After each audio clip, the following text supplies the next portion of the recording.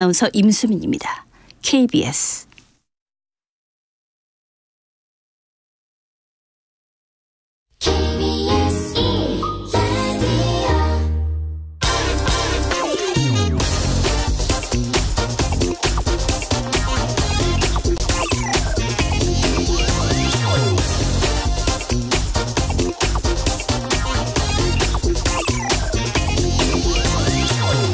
지난달 홍수로 우리 국민 50명이 숨지는 상황에서 윤석열 대통령은 예정에 없던 우크라이나 일정을 만들면서 귀국을 미뤘습니다. 대통령이 당장 서울로 뛰어간다고 해서 이 상황을 바꿀 수는 없다라고 해명했습니다. 청주 오송 지하차도 참변을 두고도 김영환 충북도지사 역시 도지사가 현장에 일찍 갔어도 상황이 바뀔 것은 없다라고 말했습니다. 실종자 수색 작업에 투입된 청년 해병이 순직했습니다. 구명조끼도 없이 빨간 티에 흰색 장화를 신은 채 불어난 강물에 투입됐습니다. 이런 상황을 방치한 해병 사단장에게 업무상 과실치사 혐의를 적용한 수사 보고서가 돌연 회수됐습니다. 국방부 장관의 결재까지 끝난 수사 보고서였습니다.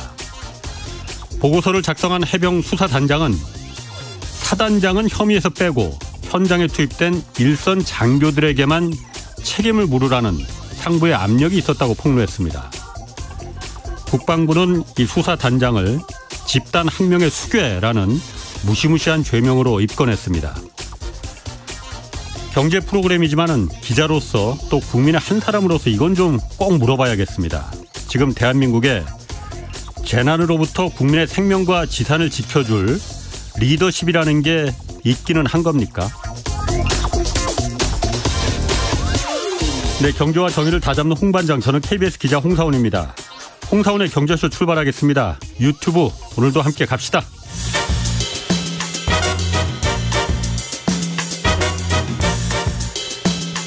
복잡한 세계 경제를 깔끔하게 정리해드립니다.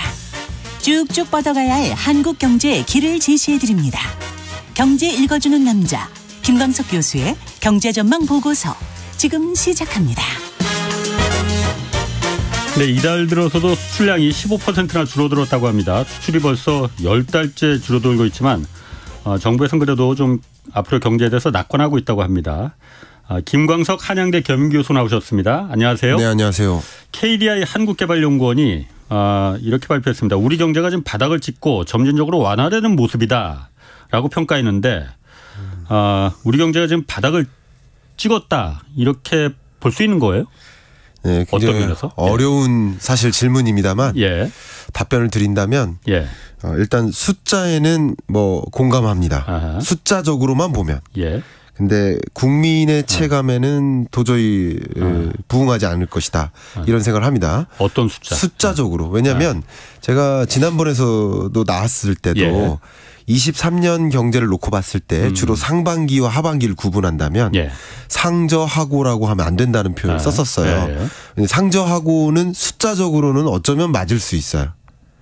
왜냐하면 기재부의 전망으로만 먼저 말씀드리면 KDI랑 좀 비슷합니다만 상반기가 0.8% 그리고 하반기가 대략 1.8%. 그 상저하고의 흐름이라는 것은 바로 이 성장률 가지고만 얘기하는 거죠. 그 부분에 대해서는 뭐 공감하지 않을 수가 없어요. 경제 연구자로서. 근데 이제 국민의 체감으로서는 설마 1.8%로 하반기 성장률이 나타난다 하더라도 여전히 경기 침체 국면, 소위 22년 경제가 안 좋았고 그거보다 1.8% 성장하는 것이고 그리고 잠재 성장률 2%를 밑도는 경제이기 때문에 그게 고라는 표현을 쓰면 좀 어폐가 있다. 1%대면은 뭐. 그렇죠. 그러니까 1%대면 어쨌든 그것도 우리는 경기 침체 국면인 거예요. 경기 침체 국면에서 벗어나지 않은 상황이기 때문에 상저하고라는 표현을 쓰기보다는 제가 그때는 아마 이렇게 표현했죠. 상극저 하저. 하반기도 전 인데 상반기가 유독 낮으니까 상반기보다만 비교하면 높아지는 느낌. 그래서 제가 말씀드린 것처럼 점진적으로 완화된다는 그 모습 숫자적으로는 저도 공감하지 않을 수가 없어요. 근데 아마 체감적으로는 상반기에도 굉장히 많은 그 하방 압력들이 있었어요.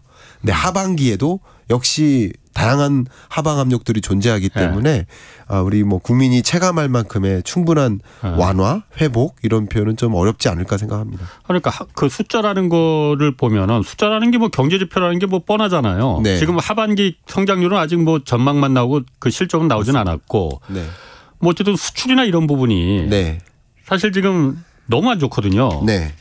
무역 수지도 그렇고 물론 6월하고 7월이 네. 무역 수지가 흑자로 돌아서긴 했어요. 네. 근데 사실 이게 말이 흑자지 숫자만 흑자지 네. 진짜 이게 수출이 잘 되고 그래서 난 흑자가 아닌 거잖아요. 지금. 네, 그렇습니다. 굉장히 안 좋은 형태의 흑자인 거잖아요. 예. 오히려 적자가 나는 것보다 누구는 더 이게 안 좋다라고 말하는데 네. 이걸 그럼 그 우리가 반겨야 되는 거냐 이 숫자만 네. 보고 네. 이걸 보고 지금 정부나 KDI에서는 바닥을 찍었다 이렇게 말하는 거 아닌가. 네. 이 부분 한번 의견을 드려보면요. 물론 경제 성장률이 올라간다. 네. 그럼 그 경제 규모, 예. 경제 규모에는 방금 말씀하신 순수출 부분도 물론 있습니다. 예. 근데 나머지 품목, 예. 소비 부문, 투자 부문, 예. 그리고 정부 정부 지출 재정. 부문, 예. 네. 예. 이 네 가지 부분이 고루 성장하는 모습이 예. 소위 경제 회복 성장인데 그렇죠. 예. 수출은 그 팩트만 먼저 말씀드리면. 우리 한국 경제가 무역 수지가 15개월 연속 적자였거든요. 예. 이 15개월 연속 적자는 우리나라 이 수출입 통계를 작성한 이래로 두 번째입니다. 그 첫 번째가 IMF 외환위기 때예요. 예. 그때 25개월 정도 예. 연속 적자이다가 외환위기가 왔었어요. 예. 예. 근데 15개월 연속 적자였는데 예. 6월, 7월 무역 흑자가 나왔죠. 예. 근데 아주 찔끔 무역 흑자였습니다. 근데 이 무역 흑자도 말씀하셨던 것처럼 수출이 잘 되고 수입은 조금 줄어서 무역 흑자가 나온 게 아니라 수출도 주는데 여전히 수출도 마이너스인데 수입도 마이너스예요. 근데 수입이 더 마이너스인 거예요. 예. 그러니까 이런 걸 불황형 흑자라고 그렇죠. 하죠. 그러니까 이런 불황형 흑자를 가지고 경제가 회복됐다라고 얘기하기는 예. 좀 어려움이 있습니다. 예. 근데 이제 제가 KDI 입장에서 얘기를 한다면 KDI 전망치를 가지고 물어보셨으니까 예. 근데 수출보다도 지금 이제 수정 전망한 부분이 투자예요, 투자. 왜냐하면 상반기에는 그 고물가 고금리의 압력을 많이 받았죠. 예. 근데 하반기에는 여러분이 체감하시는 그 물가는 여전히 높을 겁니다만 물가 상승률로 보면 어쨌든 2.7, 2.3%로 하향 안정화되는 추세니까. 예. 그러니까 통화정책 입장에서는 예. 금리를 더 올려야 되나 하는 것을 고민하는 통화정책 입장에서는 물가 목표치에 부합하게 와가는 거예요. 그러니까 추가적인 금리 인상을 안 해도 되겠다라는 판단이 설 수 있겠죠. 예. 요 부분만 물가만을 본다면 그런 것을 본다면 하반기에는 뭐 추가적인 금리 인상을 안 한다든가 그것만으로 경제 주체들은 추가적인 금리 인상 안 하네? 그럼 금리 인상 끝났네? 다른 말로 금리 인하만 일만 남았네. 이런 것들은 그러니까 투자적인 관점에서 뭐 금리를 인하한 적은 없지만 더 가혹하게 느끼진 않는 거죠. 상반기만큼이나. 그러니까 투자의 여력이 생길 거다. 그렇죠. 그런 면에서 이제 투자가 늘어나는 거죠. 기업들의 민간 투자 이런 것들이 늘어나는 거죠. 그런 것들로 그래도 하반기를 상반기보다는 나은 모습. 그래서 이것을 저점 맞느냐라고 한다면 강한 반등은 전혀 아니에요. 숫자적으로만 말씀드리면 23년 경제가 약 1.4% 하반 그리고 24년 경제가 2.0% 정도. 그러니까 숫자적으로는 뚜렷한 반등은 아닙니다. 근데 상반기와 하반기를 구분한다면 상반기가 0.89% 하반기가 대략 1.8, 1.9% 이 정도니까 이 사이클로 본다면 23년 상반기가 좀 지독하게 낮은 성장률이에요. 그러니까 그게 바닥이고 완만한 회복이다. 이제 회복이라는 표현을 쓰기가 좀 어렵지만 그런 이제 숫자적인 표현을 한 거고요. 그러나 여러분들이 체감하시는 경제는 여전히 지독하게 어렵다 이런 느낌이 드실 겁니다. 그럼 누가 좋게 느끼는 거예요, 그러면은? 뭐 굳이 따진다면 기업들 입장에서는 뭐 신규 투자를 미뤘던 기업들. 그러면 이제 좀 신규 투자를 해도 되지 않겠느냐. 그런 면에서 다소 긍정적인 것이고 체감 경기는 반등하지 않습니다. 실제 현재 소비심리 지수라든가 기업 경기 실사 지수라든가 그 심리 정도를 반영해 주는 지표들을 보면 뚜렷한 어떤 개선세는 많지 않습니다. 아니 그런데 그 김 교수님 얘기 들어보면은 일반 국민들이 느끼는 체감 경기는 계속 나빠서 돈을 쓸 여력이 지갑을 계속 닫고 있는 건데 기업들이 그 상태에서 투자를 하겠습니까? 금리가 낮아진다고 해서 네. 살 사람들이 없는데. 네. 뭐 저도 이제 그런 부분에 대해서 공감하는 부분들이 있는데요. 기업들이 이제 눈을 많이 돌리는 게 해외입니다. 해외로 왜 그러냐면 성장률로 봤을 때 이제 한국 경제도 한국 경제는 워낙 거대한 세계 경제의 한 바다 안에 있는 배와 같잖아요. 근데 세계 경제적으로도 23년, 24년 경제의 흐름을 놓고 보면 뭐 매우 강한 반등 뭐 이런 건 아닙니다. 그러니까 그냥 지지부진한 회복 이런 느낌이에요. 23년이나 24년이나. 근데 이제 성장률로 보면 23년보다는 24년이 나은 모습이에요. 숫자적으로. 그런 것들이 이제 글로벌 경기 관점에서 이제 더 이상 금리 인상할 일 없네. 그래도 이 세계 경제를 짓눌렀던 그 고물가 압력은 또 사라지네 다소. 그런 것들이 이제 억눌렸던 투자를 다시 이끌게 하는 거죠. 그러니까 기업들도 여러 가지 기업들이 있겠습니다만 적극적으로 채권을 발행하거나 타인 자본에 의존해서 신규 투자하는 기업들도 있지만 전혀 아닌 기업들도 있거든요. 그러니까 이런 기업들은 그러니까 적극적으로 이제 투자할 시점이 온 거 아니냐. 이 정도면 바닥 짚고 뭐 뚜렷한 개선은 아니더라도 투자할 만하지 않겠느냐. 그러니까 미뤘던 투자를 좀 하는 거죠. 그러니까 수출이 좀 이제 나아질 테니까. 그런데 이게 제가 사실 그 보면서 좀 수출에 대해서 수출이 워낙 지금 문제잖아요. 그렇습니다. 수출이 도무지 이게 백약이 무효일 정도로 지금 계속 이번 달에도 10일까지 지금 뭐 15%나 지금 작년보다 줄었다니까. 지금 사실 환율이 워낙 굉장히 약세잖아요. 그렇습니다. 약세면 수출 기업들한테 굉장히 유리한 거잖아요. 지금 옛날 1,100원 뭐 1,000원대 할 때는 환율도 있었는데 지금은 거의 1,300원이 그냥 뉴 노멀로 새로운 어떤 표준으로 자리 잡을 정도로 수출 기업들한테는 굉장히 지금 이게 호재잖아요. 그렇습니다. 이 상태도 지금 수출이 지금 죽을 쓰고 있는 거잖아요. 이게 그런데 앞으로 환율이 그럼 뭐 1,000원대로 다시 내려가지는 않겠다만 이 상태 1,300원 이렇게 원화 가치가 약세일 때도 수출이 지금 이렇게 죽을 쓰는데 앞으로 나아지겠나 하는 생각이 들거든요. 왜냐하면 일본은 똑같은 엔저잖아요. 그렇습니다. 원저 엔저잖아요. 일본은 지금 그래서 수출이 어쨌든 엔저 정책을 오래 펴므로써 지금 이제 막 피고 있잖아. 수출이 살아나고 있잖아요. 그렇습니다. 한국은 안 살아나고 있잖아요. 지금. 그렇습니다. 이게 제가 이해를 못 하겠다는 거죠. 뭐 저도 좀 안타까운 부분들이 많이 있습니다만 이것을 이제 좀 지적을 해본다면 그러니까 우리나라가 유독 수출의 구조를 본다면 유독 특정 품목에 의존하고 유독 특정 국가에 의존하는 경향이 있죠. 그러니까 이런 경향이 유독 우리나라가 글로벌 경기 침체에 더 민감하다는 특징이 있어요.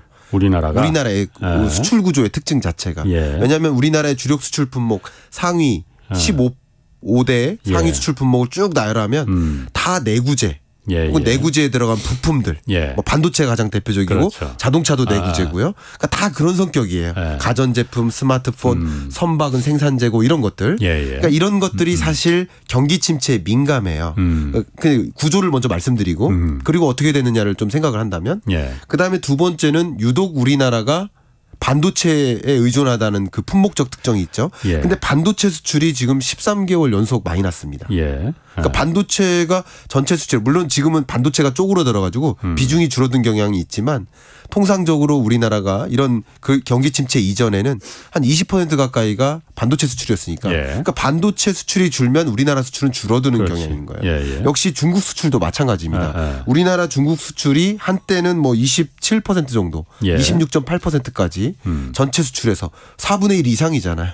근데 그렇게 차지하다가 지금은 물론 19.6%로 줄어들었는데 그만큼 대중국 수출이 15개월 연속 마이너스입니다. 그러니까 이게 무슨 얘기냐면 반도체라는 혹은 반도체 이외의 몇몇 품목에 거의 절대적인 의존을 갖고 있는 어떤 품목별 의존형 수출 구조 그리고 어떤 특정 국가에 전적으로 의존하는 국가별 특정 국가에 의존한 의존형 구조 이런 구조다 보니까 중국 경기가 어려우면 같이 수출 어려워지고 반도체 경기가 어려워지면 우리 수출도 어려워지는 이런 수출 구조에 놓여 있는 상황인 건데 근데 사실 이런 진단은 이미부터 많은 전문가 뭐 저만 그런 게 아니라 많은 전문가들이 저도 이제 작년에도 이 자리에서 23년 지독하게 어려울 거라고 정말 궁핍할 것이라고 그렇게 어려운 경제라고 했고 그런 경기 침체 국면에 수출이 유독 민감하게 반응해서 더 우리 우리 경제는 유독 어려울 것이다. 예. 다른 세계 경제의 흐름보다 유독 한국 경제가 어려울 것이다. 라고 말씀드렸었던 근거 중에 하나가 이 수출 구조인 거예요. 예. 그러니까 그렇다면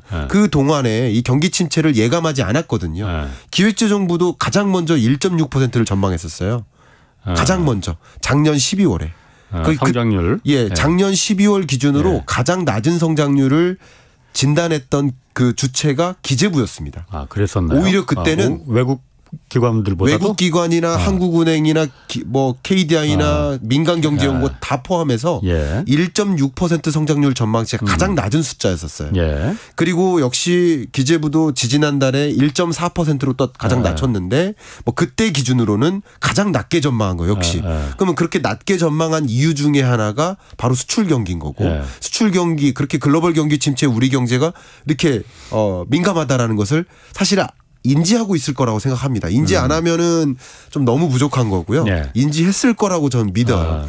그런데 이런 수출 구조, 물론 수출 구조 개선이 단시일 안에 뭐 이렇게 이루어지는 것은 아니지만 그런 수출 구조 개선을 위한 그 구체적인 대응 방안이라든가 이런 것들도 마련했어야 되는데 최근에 어떤 경제정책 방향 자체가 일시적인 어떤 경기적인 요인으로만 받아들이는 거죠.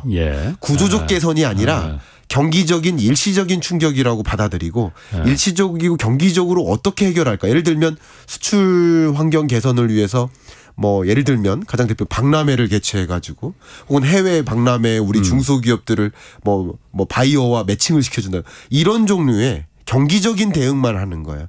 수출 구조의 구조적인 개편을 고민하지 않았던 거죠. 이런 부분은 정책적으로도 저는 개인적으로 이런 경기 침체 국면에 놓여 있는 한국 경제에게 적당한 어떤 대응책을 고민한 흔적이 조금 부족하다 이런 생각을 합니다. 그러니까 구조적 개편이라는 거는 반도체에 몰려 있고 중국에 몰려 있고 이걸 갖다 개편했어야 되는데 그걸 이미 타이밍을 놓쳤다. 타이밍 놓쳤고요. 사실 그 부분은 중국 경기도 마찬가지인데 중국 경기가 지금 굉장히 어렵고요. 지금 오늘 순간으로도 굉장히 많은 뉴스들이 쏟아지고 있습니다만 이게 단기적인 이슈로 끝나지 않을 것 같습니다. 특히나 지방정부 부채를 고려한다면 중국 경제가 단시일 안에 제자리로 도약하기 어렵습니다. 그러니까 고실업이잖아요. 그리고 저물가잖아요. 디플레이션이잖아요. 근데 이런 중국 경제 내부적인 문제점을 고쳐나가기 위해서 수정해 나가기 위해서는 지방 재정이 뒷받침이 돼야 돼요. 근데 지방 재정이 뒷받침이 안 되기 때문에 숨겨진 부채 때문에 LGFB라고 여러분 다 들어보셨을 것 같은데 그 문제들도 같이 맞물려 있어서 단기간 안에 중국 경제가 도약하기란 쉽지 않겠다. 이런 구조적인 함정에 빠져 있다 이렇게 보고 있습니다. 이런 것들을 우리가 먼저부터 예견했기 때문에 그러면 향후 중국이 아닌 다른 수출 대상국을 적극적으로 찾아나가고 신시장을 개척하고 그런 준비를 구조적인 개선을 위한 준비를 했어야 되지 않겠느냐. 저는 이런 생각을 하는 것이죠. 뭐 지금부터 하기에는 그게 하루 이틀에 이루어지는 건 아닐 테고 뭐 오랜 기간이 지금부터 이제 시작을 해야 되는 부분이고 당장에 이제 당장이 문제니까 지금. 왜냐하면 사실 말씀하신 대로 중국도 안 좋고 그런데 우리가 어쨌든 중국 시장에 편중돼 있는 거는 어제 우리 잘못이라 하더라도 현실이 그렇습니다. 그러면 중국 시장도 지금 그 중국 경제도 단기간 내에 좋아질 가능성보단 더 나빠질 가능성이 더 나빠진다고 하면은 우리 수출도 그러면은 좋아질 기미가 이게 가능성이 있기보다는 없는 게 더 많지 않느냐. 왜냐하면 오늘 또 그 기사가 나왔거든요. 외국의 8개 투자은행들이 올해는 그렇다 치고 내년도 한국의 성장률을 더 떨어뜨렸거든요. 2% 아래로 1%대로 떨어뜨렸습니다. 평균으로 해서 물론 골드만삭스 같은 경우는 2% 이상으로 성장하겠다고 봤지만은 나머지 거의 대부분이 1%대로다가 떨어뜨려서 올해 이어서 2년 연속 1%대 성장을 예견했거든요. 한국을. 한국만 2년 연속 사실 1% 성장이면은 이거는 경제 위기나 마찬가지거든요. 경제 위기랑 흡사합니다. 왜냐하면 2008년 글로벌 금융위기 때 우리 한국 경제가 0.8% 성장했습니다. 0.8% 성장률을 우리는 경제 위기로 정의를 내렸었거든요. 역시 그에 부합하는 수준이고. 그러니까 제가 물어보려는 거는 그래서 경제 위기 수준에 부합하는데 외국에선 다 한국이 지금 경제 위기 수준으로 내년에도 이거 벗어나지 못할 거다, 빠져들 거다라고 지금 전망하고 있는 거잖아요. 네, 그렇습니다. 그런데 왜 우리는 지금 바닥을 찍고 이제 점점 나아가는 상황이다. 이게 누가 맞냐 이거지 그러니까. 네. 그것을 이제 어떻게 가정하느냐에 예. 따라 달려 있는 것 같은데요. 예. 이제 외국에서도 IMF나 예. 뭐 제가 어떤 특정 저기를 지지하는 게 아니라 이제 소위 이제 국제기구 성격, 예. 네, 국제기구 성격의 전망치를 이제 준용하는 편입니다. 근데 IMF는 한국 경제를 1.4%로 예. 전망했고 월드뱅크 OECD 같은 경우도 유사하게 1.4, 1.5% 예. 그 수준으로 전망하고 있습니다. 물론 이제 하반기로 갈수록 더 어려워질 수 있겠죠. 근데 앞에 말씀드렸던 것처럼 중국 경제의 리오프닝에 따른 그 효과가 나타날 것으로 기대했는데 예. 리오프닝에 따른 그 효과가 크지 않을 것이다. 그리고 중국 경제가 소위 침몰하다시피 지금 부동산 위기도 있는데 그런 것들이 같이 맞물린다면 한국 경제는 같이 가는 거죠. 제가 오늘 그런 이슈를 던졌는데 예. 부채 덧 중국, 예. 중국의 덧 한국. 예. 그러니까 중국은 지금 부채 때문에 이 함정에서 빠져나오기 어려운 구조인데 워낙 중국의 의존적인 경제 구조를 갖고 있기 때문에 그래서 한국도 제자리로 돌아오기가 쉽지 않을 수 있다. 세트 메뉴네. 그렇습니다. 그러니까 제가 말씀드렸듯이 반도체의 편중적인 수출 구조인데 반도체가 어려우면 우리 경제는 어려운 거고요. 예. 중국 경제의 편중적인데 중국 경제가 어려우면 우리 경제도 더 어려운 거죠. 예. 그러니까 중국 경제를 더 비관적으로 전망하는 그런 스탠스의 금융기관들이 우리나라 성장률을 1%나 1% 밑으로 전망하기도 합니다. 물론 그렇게 전망하고도 있는데요. 뭐 지금 어쨌든 뭐가 정론이라고 표현하기 그렇지만 국내외 주요 기관들이 세계 경제를 전망할 때 또 한국 경제 전망할 때 보통 표준으로 삼는 것은 이제 IMF 기준이니까 1.4%로 여러분은 일단 받아들이시고 다만 몇몇 변수도 그러니까 올해. 있다는 거죠. 그렇죠. 올해 성장률이. 아까 그 8개 투자은행은 올해가 아니고 네. 내년 전망까지 그 지금 1%로 한국을 낮춰 잡은 거거든요. 예, 그렇습니다. 내년에도 안 좋다라는 거거든요. 그러니까 투자은행들은 그렇지. 조금 더 그렇게 공격적인가? 부정적으로 공격적으로 늘 그렇게 전망하는 경향이 있습니다. 그게 틀렸다는 게 아니라 예. 투자은행들은 조금 더 보수적으로 접근하고 있기 때문에 좀 부정적으로 그렇군요. 좀 접근하는 경향이 있고요. 예. 나머지 이제 국제 기관들이 좀 전망하는 것도 좀 봐야 되겠는데 네. 어쨌든 아까 제가 그래서 그 중국이 자꾸 어려운 상황으로 자꾸 빠져들어가니까 네. 오히려 지금 IMF나 이런 데보다도 투자은행들이 말하는 전망하는 게 더 논리적으로 맞지 않나라는 생각이 들어서 제가 네. 그래서 그걸 좀 물어본 거거든요. 너무 좋은 말씀이시고요. 제가 부원 설명드린다면 네. 중국의 지금 뭐 부동산 혹은 금융발 위기설이 이제 지금 점증되고 있잖아요. 근데 이게 위기설로만 가고 실제 위기까지 전개되지 않는다. 그러니까 금융부실 상황에서 금융위기로까지 전개되지 않는다. 그러면 지금의 이 스탠스가 맞습니다. 1.45%. 근데 그런 변수들이 있는데 변수가 실현될 때 그럴 때라면 어떻게 보면 투자은행들의 전망이 그러니까 결국 그 전제가 다른 거예요. 전망에 대한 전제가. 알겠습니다. 그 물가도 한번 좀 볼게요. 물가 얼마 전에 그 7월달 물가 상승률 그 우리나라도 그렇고 미국도 그렇고 발표가 됐는데 우리나라 같은 경우에 일단 2.3% 뭐 거의 2%에 근접했어요. 그런데 사실 이게 정말 피부에 와닿지 않더라고요. 피부에 와닿지 않습니다. 그런데 어쨌든 근원 물가 그러니까 석유하고 에너지하고 이제 곡물가 뺀 나머지 진짜 소비기 이 물가는 3.9%로 이거는 여전히 뭐 높은 상태예요. 이거 보니까 이제 여전히 이 물가가 안 떨어지고 있구나. 그런데 이거 다 포함한 진짜 그냥 물가 상승률 이거는 2.3%는 많이 숫자로 보면 많이 떨어졌는데 그런 물가는 지금 평균으로 치면 올해 상반기까지 그런 물가 상승률이 IMF 이후 뭐 이거 최대치로 상승한 거라고 하는데 이 상태를 보고 그러면은 우리나라 물가가 지금 잡혀가고 있는 중이다 이렇게 말할 수 있는 겁니까? 변수가 좀 많이 있는 상황입니다. 변수가.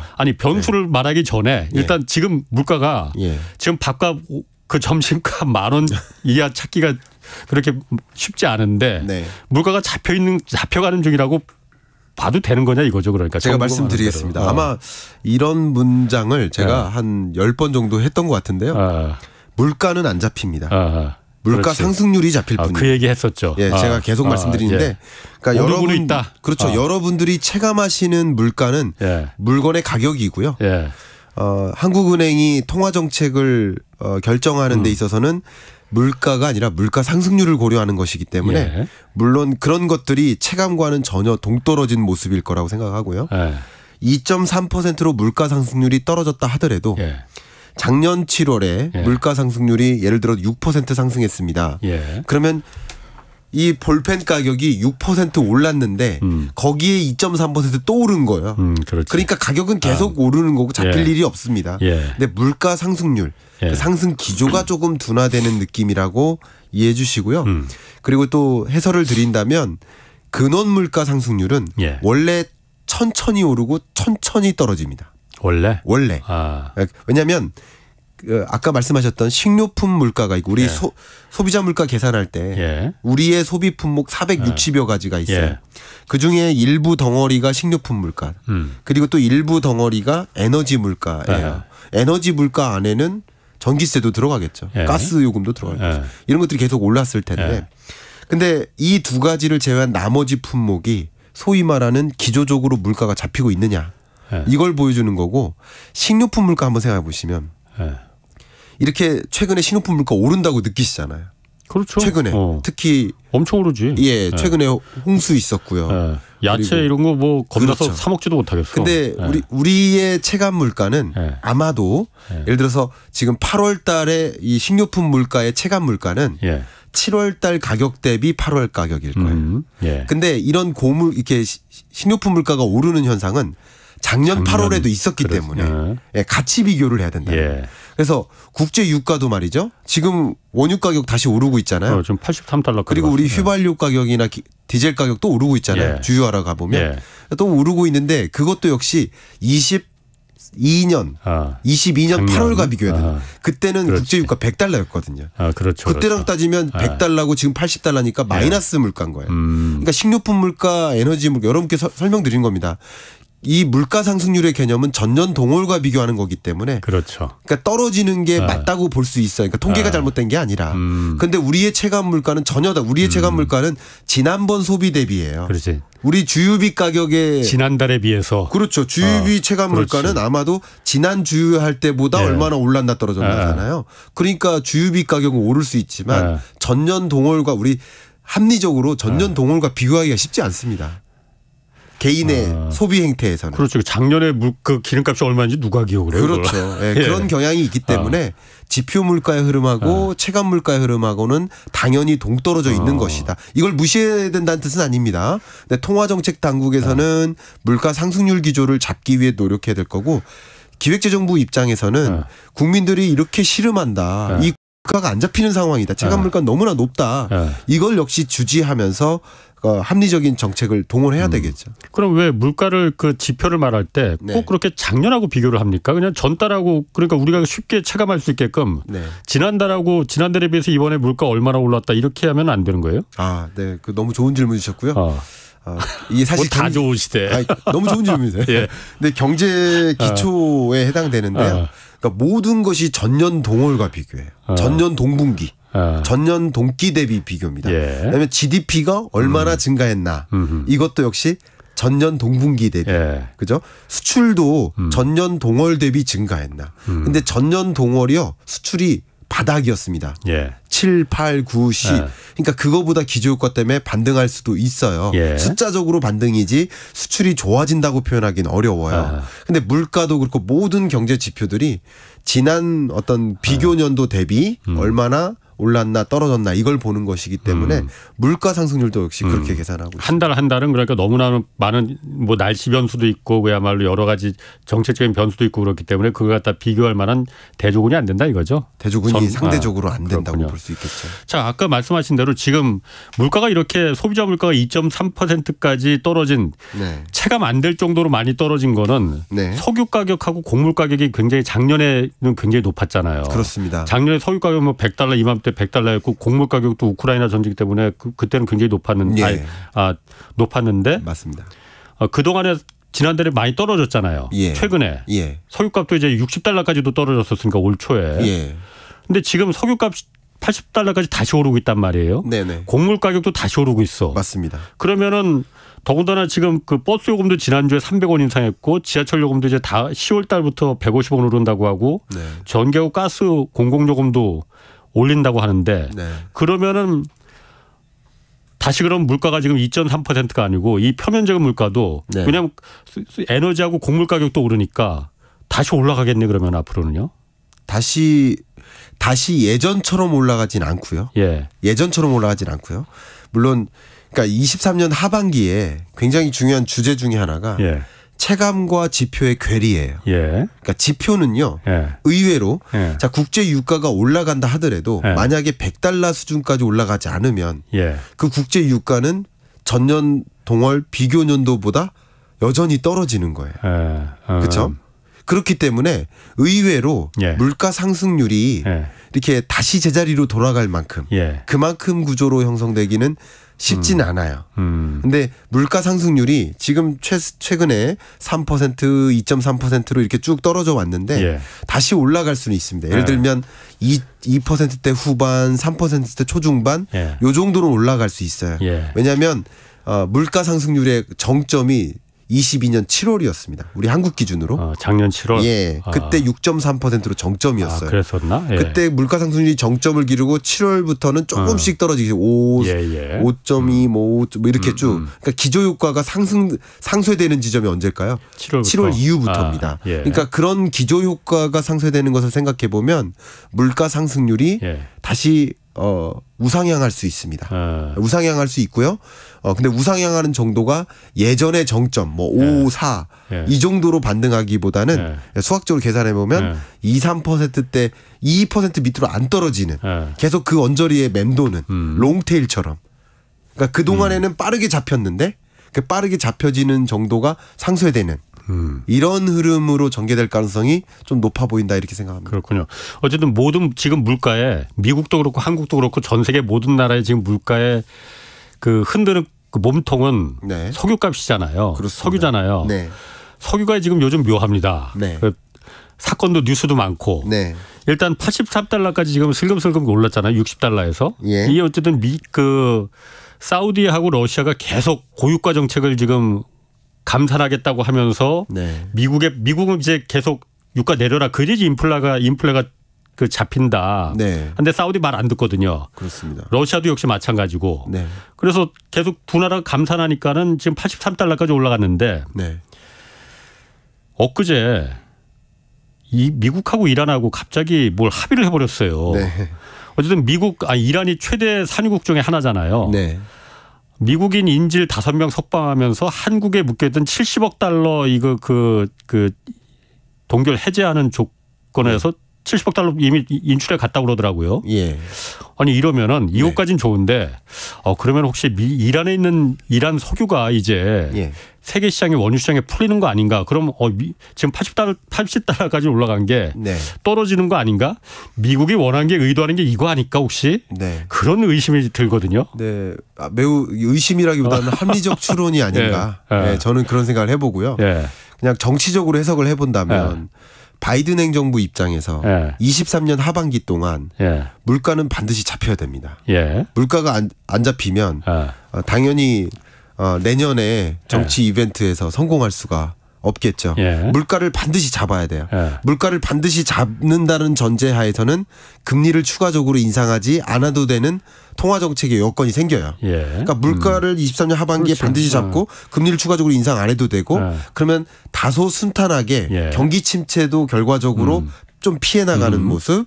그러면서 이제 총선에는 대선에는 또 긍정적인 작용을 할 수 있을 거예요. 그러니까 그렇게 하기 위해서 좀 방해가 되는 요소들이 몇 개가 있어요. 몇 개가 있는데 그 중에 하나가 파업이에요. 왜냐하면 지금 대규모 파업이 전개되고 있거든요. 미국에. 그 파업은 결과적으로 임금 올려달라는 주장이거든요. 그럼 파업이 대량으로 나타나면 나타날수록 임금 협상에 동의를 해줄 수밖에 없어요. 그러니까 그런 것들도 사실 뭐라고 해야 되나 그 물가가 다시 올라갈 수 있는 여지, 그러니까 잘 안 잡히는 걸림돌로 작용하는 그런 요소 중에 하나인데 그 중에 하나가 또 이상기후고요.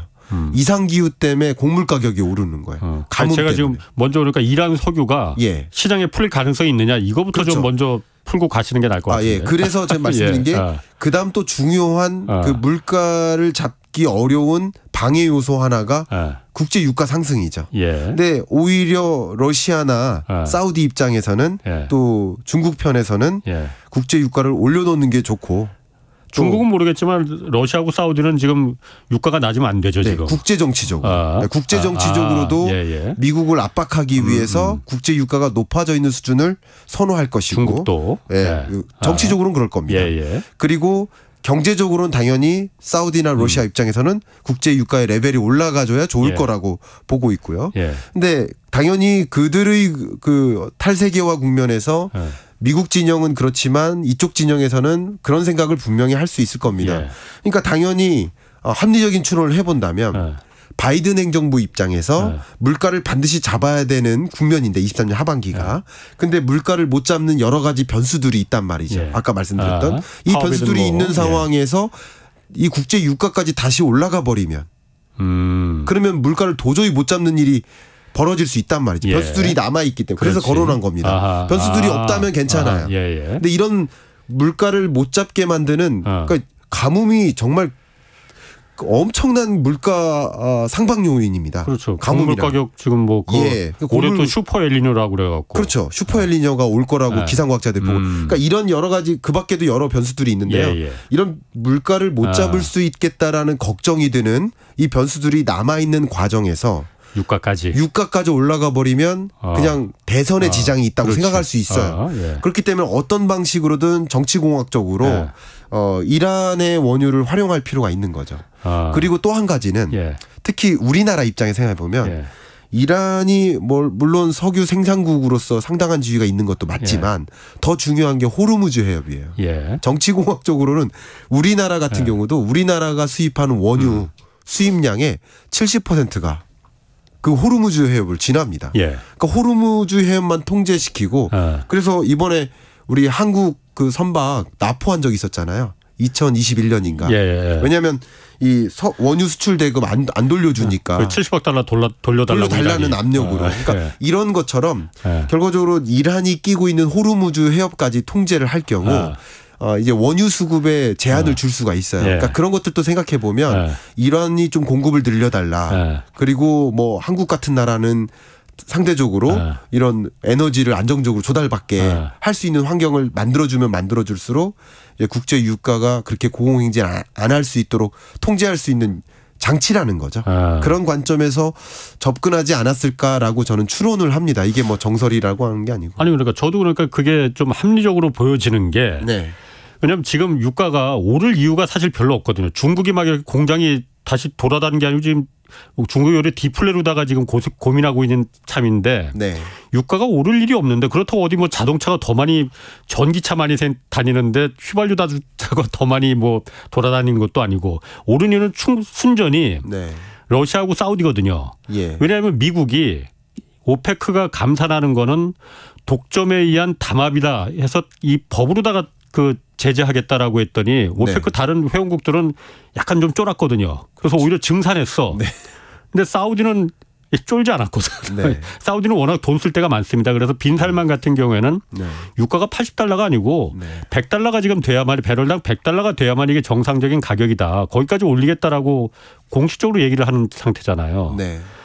러시아 거기다가 그 동조를 하고 있고 공조를 하고 있고 그러다 보니까 미국 입장에서는 이 상태에서 유가가 계속 오르는 게 저게 사우디하고 러시아가 주도하는 건데 이걸 갖다가 지금 판을 깨는 거는 이란밖에 없다. 이란 원유를 시장에 공급하는 것밖에 없다라는 생각이 당연히 들지 않았을까. 그래서 첫 번째 단추로다가 이란이 가장 지금 목매고 있는 한국에 동결된 70억 달러 이거 해제시켜줘라.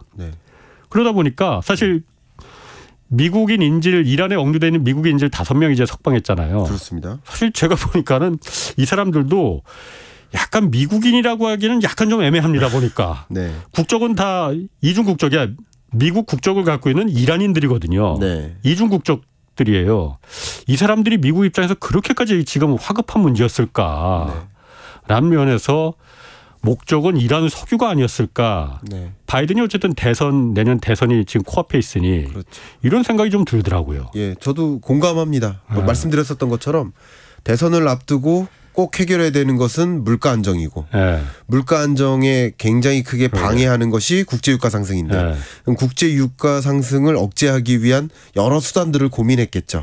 그 이란의 석유가 만약에 풀리면은 국제유가가 크게 요동을 칠 수가 당연히 있겠죠. 당연히 있습니다. 이게 국제유가는 특히 선물시장 같은 경우는요.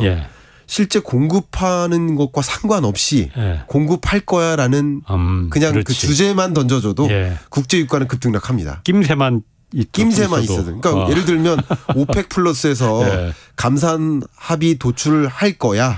감산 합의 회의도 안 했어요. 우리 감산 합의 도출하기 위한 회의라도 할 거야. 라는 그 정보만으로도 국제유가는 뭐 급등하거나 하는 일이 있는 것처럼 이란발 원유가 다시 공급될 수 있어. 세계적으로 경제 제재가 완전히 풀릴 수 있어. 이것은 다시 국제유가를 안정화시키기 위한 방안이 될 수 있다고 생각합니다. 그러게요. 뭐 어쨌든 우리나라도 그렇고 지금 물가가 그 시급한 상황에서 이란 석유가 풀리면은 그거는 우리한테는 굉장히 좀 호재게 좋은 소식이겠네요. 굉장히 좋은 소식입니다. 말씀드렸던 것처럼. 자 그러면은 그런 물가 어쨌든 우리나라 지금 떨어뜨려야 되잖아요. 지금 그런 물가가 3.9%로 여전히 뭐 안 떨어지고 있습니다. 이거는 사실 그런 물가는. 그런데 그런 물가가 미국도 그렇지만 우리나라가 안 떨어지는 이유가 어쨌든 기준금리가 계속 동결이지 않느냐. 물가를 통제하는 건 어쨌든 금리 아니겠느냐. 기준금리 아니겠느냐라는 건데 정부는 좀 다른 생각을 갖고 있는 것 같아요. 그러니까 지난번에 왜 라면값 새우깡값 강제로 떨어뜨렸잖아요. 그렇습니다. 국가가 통제할 수 있다. 금리를 통해서 그야말로 물가를 조정하면은 너무 나머지 산업이나 경기에 미치는 그 부작용이 너무 크다. 그러니 물가는 국가가 강제적으로 이거 떨어뜨릴 수 있다. 이 생각을 하는 거 아닌가. 라는 생각이 들거든요. 왜냐하면 과거 1980년대 그 미국 연방준비제도 미국 연방준비제도 의장 중에서 가장 제가 너무 말이 많은가 지금?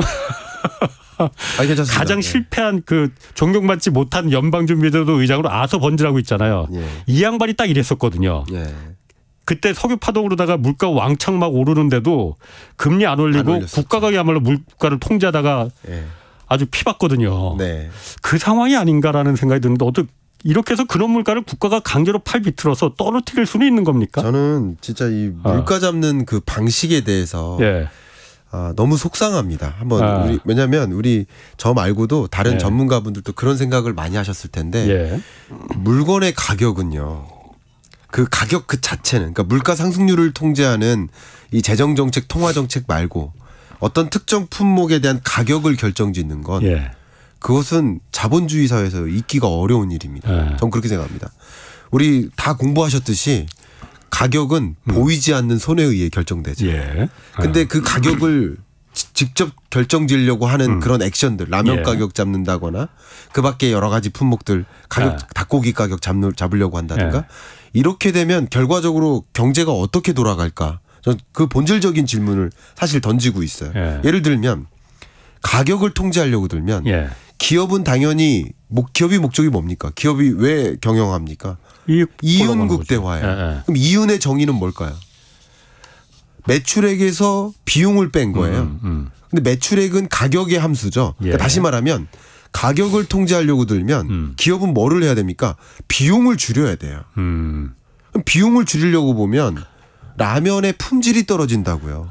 라면의 양이 줄거나 라면에 들어가는 건더기가 몇 개가 빠진다거나 왜냐하면 이윤을 유지한 채 움직여야 되니까 가격을 통제하려면 비용을 기업들은 건드릴 거예요. 비용을 절감하기 위한. 근데 이게 흙 봐서 장사하는 건 아니니까. 아니니까요. 그러니까 기업의 본질이 그러한데 가격을 통제하려고 드는 그런 정책의 방향이 우리 한국 경제를 한번 생각해보세요. 글로벌 경제를 생각해보면 글로벌 경쟁. 우리 글로벌 경쟁은 기술 경쟁, 품질 경쟁, 고부가가치 경쟁이지 이 비용 떨어뜨리기 경쟁이 아니잖아요. 그렇죠. 우리나라가 나아가야 할 방향성이 본질적으로 질문을 던지는 거예요. 지금 한국과 일본 간에 지금 수출 경합도가 심각하게 높기 때문에 일본이 엔화 속에서 우리나라가 상대적으로 우리 수출 품목이 덜 선호받는 것도 지금 수출이 어려운 이유 중에 하나입니다. 상대적인 왜냐하면 일본은 우리나라의 경쟁자니까 경합도가 높은 국가니까. 근데 이런 과정에서 어떤 고부가치 상품을 만들까, 우리만의 차별화된 제품을 만들까, 그렇지. 기술고 이게 고민이어야 된다는 거죠. 근데 가격을 통제하려고 든다면 비용을 통제하려고 들고 저품질 경쟁을 하는 거예요. 맞아요. 그게 본질적으로 맞는 방향성이냐 하는 생각을 저는 개인적으로 갖고 있어요. 맞습니다. 그 일본이 1985년에 플라자 합의로다가 N을 갑자기 고를 확 했잖아요. N 가치를 갑자기 확 높여버렸잖아요. 미국이 높이라고 하니까. 그러니까 당연히 도요타 자동차가 2배가 비싸졌는데 일본은 그걸 갖다가 가격 인상을 안 했습니다. 대신 일본 내에 노동자들과 품질을 갖다 떨어뜨려 버렸거든요. 그래서 결국은 일본 산업이 경쟁력을 잃게 된 그때부터 이제 그 배경 중에 하나였거든요. 지금 사실 아까 그 아서번즈 얘기도 했지만은 아서번즈가 이거 국가가 통제할 수 있다라고 했는데 결국은 실패하고 뒤에서 그다음에 폴 볼코가 올라 다음에 잡아서 무슨 소리야, 국가 이걸 어떻게 통제를 해. 그래서 금리를 갖다 그때 막 20%까지 막 올려버렸잖아요. 그래서 물가를 잡은 거잖아요. 자, 그러면은 다음 주 목요일 날 우리나라 그 한국은행이 기준금리 다시 결정하잖아요. 어쨌든 지금 올해 초부터 4회 연속 3.5%로 그냥 계속 동결하고 있어요. 어떻게 선택을 해야 됩니까, 그러면 이거? 뭐 저는 이렇게 해야 된다 말아야 된다라는 조언을 드리기보다 어떻게 할 것 같다라고 전망을 좀 드려보면 동결할 것 같다라고 전망을 해봅니다. 그렇게 어떻게 해야 한다라고 보면 올려야 되는 거예요, 그러면? 굉장히 고민스러운 것들은 물론 있습니다. 고민스러운 것들은. 왜냐하면 앞에 우리 계속 말씀드렸던 것처럼 경기 침체도 너무 심각하고 그 밖에도 부동산 PF 부실이라든가 금융 부실 문제도 심각한 상황이라서 같이 금리를 인상하기가 또 쉽지는 않아 보입니다. 그래서 여러 가지 정책들을 동원할 텐데 그래서 한국은행 입장에서는 여러 가지를 고려하겠지만 그래도 더 중차대한 문제를 그런 지금 말씀드렸던 그런 문제를 더 거론하면서 동결의 무게를 두지 않을까 그렇게 전망합니다.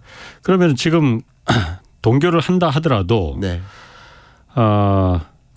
동결을 한다 하더라도 하면은 지금 사실 가계대출이 줄어들질 않고 있잖아요. 왜냐하면 금리가 지금 기준금리가 올라가지 않으니까는 또 시중은행의 은행금리들, 대출금리들도 정부가 아까 말씀하신 대로 인위적으로 손목 비틀어서 시중은행들 금리 상생금융이라고 해갖고는 낮추니까는 지금은 물론 다시 역작용으로 올라가고 있지만은 그 당시에 강제로 줄여버리니까는 주택담보대출금리랑 그 가계대출이 뭐 3월까지 줄어들다가 4월부터 급증하기 시작해서 지금 6월, 7월에는 막 폭발적으로 지금 막 늘어나고 있거든요. 특히 주택담보대출. 이걸 갖다 그러면 그냥 놔두고 볼 거냐. 한국은행 입장에서 놔두고 봐야 되는 거냐. 가뜩이나 지금 유동성을 줄여도 시원찮을 판인데 막 6조, 7조 한 달에 6조, 7조씩 주택 집 사느라고 이 돈을 빌려 나간다는 게 이러고서 어떻게 물가를 잡습니까, 그러면? 주택담보대출의 규모가 늘어나나 줄어드나 그 규모를 가지고 그림을 그려보면 주택 거래량 통계와 주택 가격 통계가 매우 상관관계가 높다는 걸 확인할 수 있습니다. 그러니까 말 그대로 거래를 하기 위해서 대출에 의존하는 그런 경향인데요. 지금으로서는 부동산 정책이 그러니까 물론 통화 정책과 구분하겠다면 부동산 정책의 방향이 가장 엄중한 그 주제가 역전세난하고 부동산 이 미분양 사태 요거예요. 지금 국토교통부 입장에서는 제일 큰 고민이 그 두 가지일 겁니다. 역전세난 절대로 오지 않도록 막아야 되고 두 번째는 그 부동산 PF 부실이라든가 이것 때문에 미분양 주택이 더 늘어나지 않도록 막아야 될 거예요. 그렇게 하기 위해서는 이게 배가 산으로 가는데 전에도 그런 말씀드렸지만 부동산 정책의 방향이 주거 안정이 아니라 가격 안정이 돼요. 그러니까 이런 부실 상황을 앞에 놓고 있기 때문에 이게 주거 안정보다는 가격 안정에 더 주안점을 둘 수밖에 없을 거예요. 정부의 정책이. 이게 맞다 틀리다를 떠나서. 그러면 가격이 떨어지면 미분양 주택은 다시 늘어날 거죠. 그러니까 가격이 어느 정도 올라가는 현상을 유지시켜야 정부의 정책은 이제 가격 안정의 의미가 그걸 겁니다. 가격이 적당하게 완만하게 올라가줘야 그래야 미분양 주택이 해소되고 부동산 PF 부실이 근본적으로 해결되고 그래 또 역전세난도 안 오고. 그러니까 정부는 이제 그 목적을 갖고 있는데 네. 중요한 건 그겁니다. 지금 그래서 사람들이 집을 굉장히 많이 샀잖아요. 정부가 금리도 떨어뜨려 버렸으니까. 네. 근데 지금 주택담보대출 금리 지금 다시 올라갔잖아요. 7%까지 올라갔습니다. 그렇습니다. 미국이 드라마틱하게 금리를 갖다 확 떨어뜨리지 않는 이상 내려갈 가능성 없을 것 같은데 네. 이거 그럼 이자 부담은 가능합니까 그러면은? 감당이 가능해요? 네. 일단 주택담보대출 금리가 대략 한 4%대 예. 요 정도를 유지하고 있는데요. 저는 이제 전망을 한번 해본다면 라면 가격 잡고 닭고기 가격 잡듯이 주택담보대출 금리도 잡으려고 하는 행위를 하지 않을까. 아니 한번 잡으려고 했었잖아요. 그래서 상생금융이라고 해서. 그동안 잡아왔고요. 잡아왔고 향후에도 또 한번. 그렇죠. 잡으려는 움직임을 하지 않을까 이런 생각을 하고요. 알겠습니다. 네. 거기까지. 시간이. 김광석 교수였습니다. 고맙습니다. 네. 자, 지금까지 홍사원의 경제쇼였습니다.